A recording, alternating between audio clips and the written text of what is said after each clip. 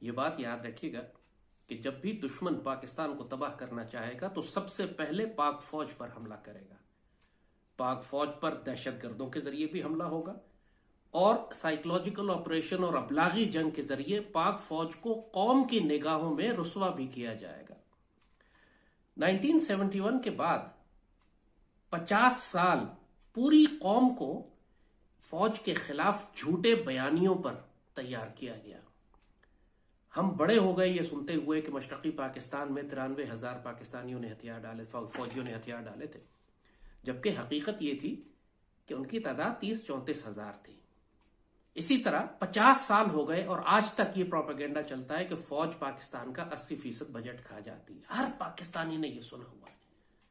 اور حقیقت کیا ہے کہ پاکستان کا کل دفاعی بجٹ 18% ہے اور اس میں سے فوج کا حصہ 8% ہے، 8%. اور باقی جو 10% ہے وہ ایئر فورس، نیوی اور پاکستان کے نیوکلیر اور میسائل پروگرام کے لیے ہے. تو 8% کو 80% بنا دیا گیا. اور پوری قوم چونکہ زیادہ تر اکثریت جوہلا، بے وقوف اور احمقوں پہ مشتمل ہے، پاکستان کی سیاسی جماعتوں کو یہ بیانیہ سوٹ کرتا ہے کہ فوج کو تذلیل کر کے رکھے، تو پوری قوم اس پر اندھا اعتماد کرتی.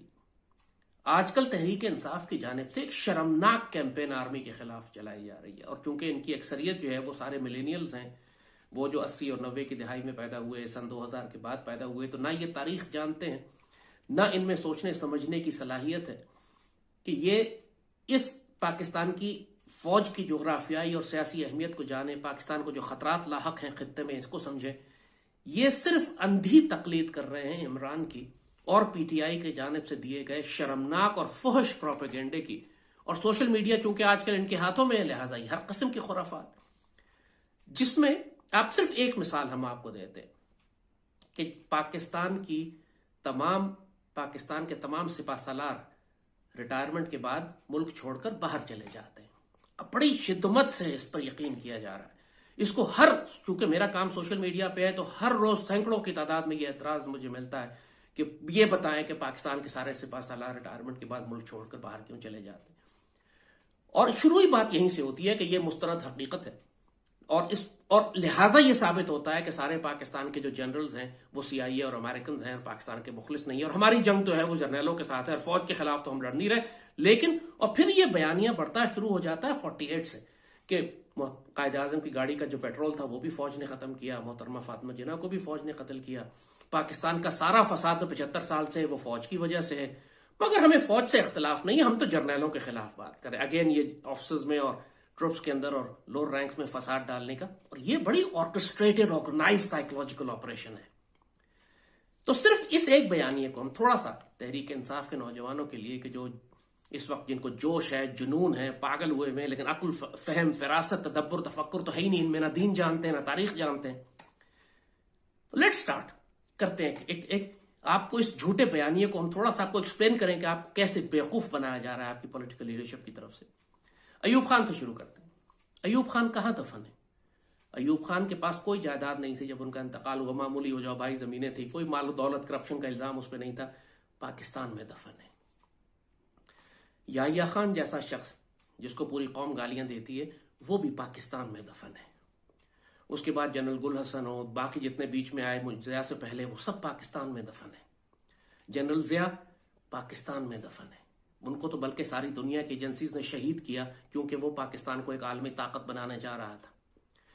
جنرل ضیاء کے بعد جنرل اسلم بیگ پاکستان میں اب زندہ ہیں، حیات ہیں وہ ابھی تک. 90s کی دہائی میں جتنے بھی ہمارے پاس آرمی چیف آئے، جنرل اب ترتیب مجھے یاد نہیں ہے، جنرل کاکڑ آئے تھے اس کے بعد، اور جنرل آصف نواز جنجوعہ تو سرونگ، ہارٹ اٹیک ہوا، انتقال ہوا، پاکستان میں دفن ہے. جنرل کاکڑ حیات ہیں، پاکستان راولپنڈی میں رہتے ہیں. مشرف 100% ایک پیٹریوٹک پاکستانی ہے، اتنا شدید بیمار ہے کہ اس کی بیماری کا علاج پاکستان میں ممکن ہی نہیں ہے، بلکہ وہ پاکستان آنا چاہتا ہے لیکن مقدمات اور بیماری کی وجہ سے نہیں آ سکتا. لہٰذا یہ کہنا کہ وہ پاکستان اس لیے چھوڑ گیا کہ اس نے باہر دولت بنائی ہوئی ہے، بالکل سراسر زیادتی ہے. مشرف کے بعد کیانی جیسا شخص بھی، جس کے بارے میں کہا آسٹریلیا میں جزیرے ہوں گے، جزیرے اس پہ کرپشن کے بہت الزامات ہیں، لیکن وہ بھی پاکستان میں ہے. اس کے بعد راحیل شریف، ایک شہیدوں کے خاندان سے تعلق رکھنے والا، ایک پوری قوم اس سے پیار کرتی تھی. جب وہ جانے لگا تو پوری قوم نے کہا کہ آپ رک جائیے. وہ پاکستان کی فوج اور حکومت کی جانب سے سعودی عرب میں نوکری کے لیے بھیجے گئے، ڈیوٹی کر رہے ہیں وہاں پر۔ ایک وہ جو وہاں ڈیفنس الائنس بنا ہوا ہے، اس کے ذریعے جو باتیں ہم سعودی عرب کو پہنچا سکتے ہیں، ان کے دفاعی، آپ اس کو نہ دیکھیں ڈپلومیٹک لیول کے اوپر کیا کچھ ہو رہا ہے، فوجی تعاون ایک بالکل مختلف چیز ہوتی ہے جو آپ کو نہیں بتایا جاتا کہ اندر کیا ہو رہا ہے۔ پاکستان کے جو فوجی تعاون مسلمان ملکوں سے چل رہے ہیں، اس کے لیے کیا ہمارا ڈیفنس کولیبریشن ہو رہا ہے، یہ ہمارے سفیر کا کام کر رہے ہیں وہاں پر سعودی عرب میں، ملک چھوڑ کر نہیں بھاگے ہوئے، وہ وہاں ڈیوٹی کر رہے ہیں، ڈیوٹی ختم کریں گے پاکستان میں آئیں گے، انہوں نے کوئی غیر ملکی اثاثے نہیں بنائے ہوئے۔ باجوہ راحیل کے بعد باجوے کے بارے میں کوئی گارنٹی نہیں ہے، آئی ایگری ود یو، کیونکہ باجوہ از اے پرابلمٹک ایشو، مگر اس کا بیک گراؤنڈ آپ کو معلوم ہے کہ باجوہ نے جو کچھ کیا، جو باجوہ ڈاکٹرین بنائی، اس کا کوئی تعلق پاکستان کی ریاست یا پاکستان کے آرم فورسز کی آئیڈیالوجیکل نظریاتی بنیادوں سے نہیں تھا، ان کا بیک گراؤنڈ ہی مختلف تھا۔ جو کچھ اس نے کیا، اس نے پاکستان کو نقصان پہنچایا۔ تو صرف باجوہ اور فیض کی وجہ سے اگر آپ پوری پاکستان آرمی اور اس کے سپہ سالاروں اور جنرلز کو گالیاں دینے لگیں تو پھر یہی ثابت کرتا ہے کہ آپ پاکستان سے مخلص نہیں ہیں، آپ ناپاک اور پلیت لوگ ہیں جو صرف ایک پروپیگنڈے کی خاطر مکتی باہنی والا کام کر رہے ہیں۔ جنرل حمید گل بھی اسی فوج نے پیدا کی ہے، جن کو آپ بڑا ہیرو بناتے ہیں، جن کی باتیں آپ کوٹ کرتے ہیں کہ جی پاکستان کا کوئی جنرل امریکہ کی مرضی کے بغیر نہیں لگ سکتا۔ تو جنرل حمید گل خود بھی تو جنرل تھے، کیا وہ امریکہ کی مرضی سے بنے تھے؟ یہی بات، پاکستان آرمی 6 لاکھ افسروں اور جوانوں پر مشتمل ہے، یہی جانباز ہیں جو پاکستان کو بچائے ہوئے ہیں اس وقت، ورنہ آپ میں صلاحیت نہیں ہے کہ ٹی ٹی پی کے خلاف یا بی ایل اے کے خلاف یا انڈینز کے خلاف جہاد کر سکیں یا روک سکیں ان کے اس حملے، کسی حملے کو۔ آپ جو اپنے گھروں میں سکون سے بیٹھ کر بکواس کر رہے ہیں آرمی کے خلاف، وہ اسی وجہ سے ہے کہ یہی آرمی آپ کی حفاظت کر رہی ہے۔ اور اگر آپ کو صرف باجوہ یا فیض کی پالیسی سے اختلاف ہے، یا آپ کو جنرل عاصم کی پالیسی سمجھ نہیں آ رہی اس وقت کیونکہ آپ کن ذہن ہیں، ذہنی طور پر معذور ہیں، تو اس کا مطلب یہ نہیں ہے کہ آپ 6 لاکھ کی فوج کو، اس کے آفیسرز کو اور سپہ سالاروں کو گالیاں دینا شروع کر دیں۔